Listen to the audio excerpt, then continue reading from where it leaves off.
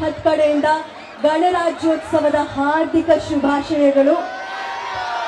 ಇನ್ನು ಪಾಂಡವಪುರ, ನಿಮ್ಮ ಊರಿನ ಹಿರಿಮೆ ಬಗ್ಗೆ ಹೇಗೆ ಹೇಳೋದು, ಎಲ್ಲಿಂದ ಶುರು ಮಾಡೋದು, ಎಷ್ಟು ಹೇಳೋದು? ಪಂಚ ಪಾಂಡವರೇ ಓಡಾಡಿದಂತಹ ಪುಣ್ಯ ಭೂಮಿ ಇದು. ಹಾಗಾಗಿ ಪಾಂಡವರ ಶಕ್ತಿ ಎಲ್ಲ ನಿಮ್ಮಲ್ಲಿದೆ, ಗೊತ್ತಾಗ್ತಿದೆ, ಹೌದು ತಾನೆ? ಅವ ಇಲ್ಲಿ ಪುಟಾಣಿಗಳ ಪವರ್ ಬೇರೆ, ಅದು ಕೇಳೋದು ಬಹಳ ಖುಷಿ ಆಗ್ತದೆ. ಇನ್ನು ಪಾಂಡವಪುರದ ಶ್ರೀ ವೇಣುಗೋಪಾಲ ಸ್ವಾಮಿಯ ಆಶೀರ್ವಾದದಿಂದ ಹಿಡಿದು ಇಲ್ಲಿ ಸ್ವಲ್ಪ ದೂರದಲ್ಲಿ ಮೇಲ್ಕೋಟೆಯಲ್ಲಿರುವಂತಹ ಚೆಲುವನಾರಾಯಣ ಸ್ವಾಮಿಯ ಆಶೀರ್ವಾದದವರೆಗೆ ನಿರಂತರವಾಗಿ ಸಂತೋಷದಿಂದ ಒಳ್ಳೆ ಆರೋಗ್ಯ ನೆಮ್ಮದಿಯನ್ನ ಆ ದೇವರು ಕರುಣಿಸ್ತಾ ಇರುವಂತಹ ಈ ಪುಣ್ಯ ಭೂಮಿಗೆ ಇವತ್ತು ನಾವು ಬಂದಿರೋದು ನಮಗ್ ಪುಣ್ಯ ಅನಿಸ್ತಾ ಇದೆ. ಥ್ಯಾಂಕ್ ಯು ಸೋ ಮಚ್ ನಮ್ಮನ್ನ ಇಲ್ಲಿಗೆ ಆಹ್ವಾನಿಸಿರೋದಕ್ಕೆ.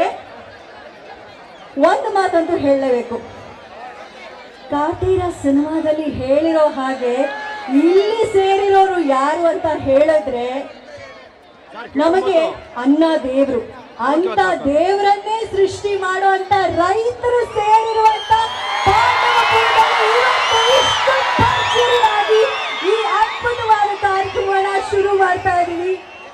ಕಾರ್ಯಕ್ರಮಕ್ಕೆ ಕಾರಣ ಒಂದ ಎರಡ.